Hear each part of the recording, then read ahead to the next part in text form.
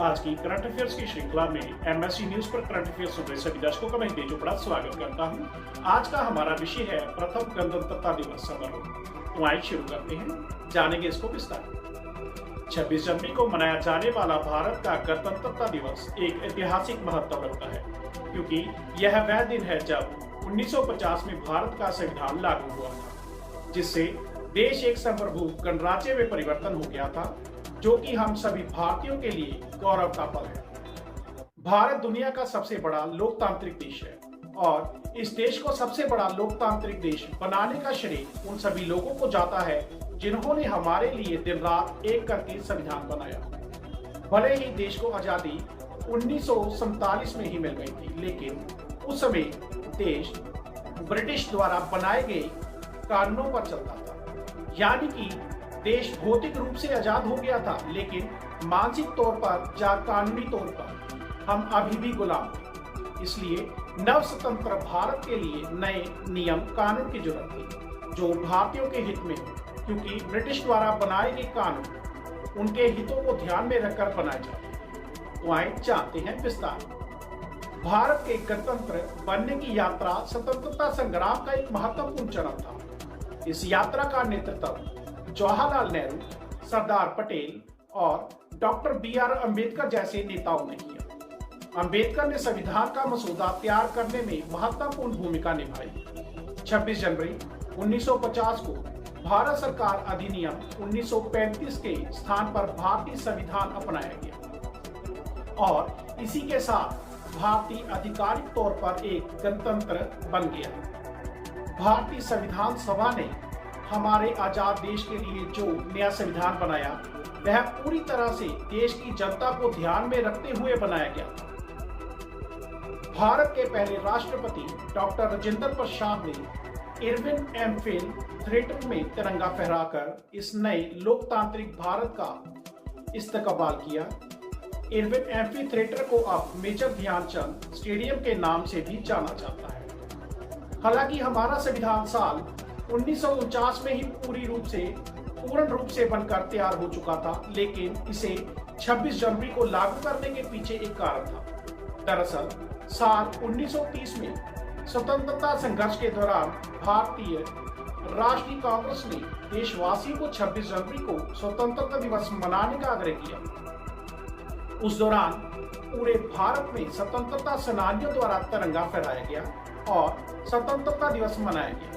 इसलिए आजादी के बाद भी इस दिन के महत्व को बनाए रखने के लिए संविधान लागू करने की तिथि 26 जनवरी को निश्चित किया गया था। आइए अब जानते हैं कैसे मनाया गया था पहला गणतंत्रता दिवस। राजेंद्र प्रसाद का शपथ समारोह। इस कार्यक्रम की शुरुआत में डॉक्टर राजेंद्र प्रसाद ने शपथ ग्रहण समारोह से 26 जनवरी 1950 की सुबह देश के पहले भारतीय गवर्नर जनरल चक्रवर्ती राजगोपालाचारी ने 10:18 पर भारत को एक संप्रभु लोकतांत्रिक गणराज्य घोषित किया। इसके 6 मिनट बाद राजेंद्र प्रसाद ने 26 जनवरी को भारतीय गणराज्य के पहले राष्ट्रपति के रूप में शपथ ली।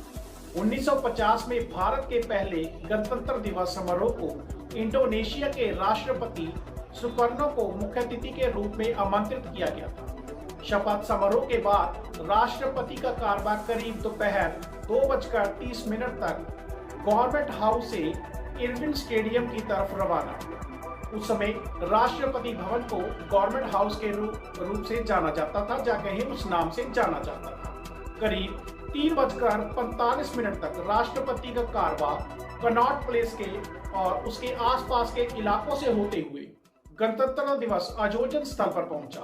प्रथम गणतंत्रता दिवस के अवसर पर राजेंद्र बाबू एक खास बग्घी में सवार हुए थे। उनकी बग्घी जो विशेष रूप से तैयार की गई थी, जहाँ कहीं उसको सजाया गया था, उसके आगे 6 ऑस्ट्रेलियाई घोड़ों को लगाया गया था, जो इस बग्घी को खींच रहे थे और इस बग्घी को भव्य बनाते थे। तो आइए अब जानते हैं प्रथम गणतंत्रता दिवस की परेड के बारे में। प्रथम गणतंत्रता दिवस समारोह का मुख्य कार्यक्रम राजधानी नई दिल्ली में हुआ था। इरविन एम्फी थिएटर में प्रथम राष्ट्रपति राजेंद्र प्रसाद ने राष्ट्रीय ध्वज फहराया। और इसके साथ ही उन्हें 21 तोपों की सलामी दी गई। ध्वजारोहण के बाद एक भव्य परेड का आयोजन किया गया था।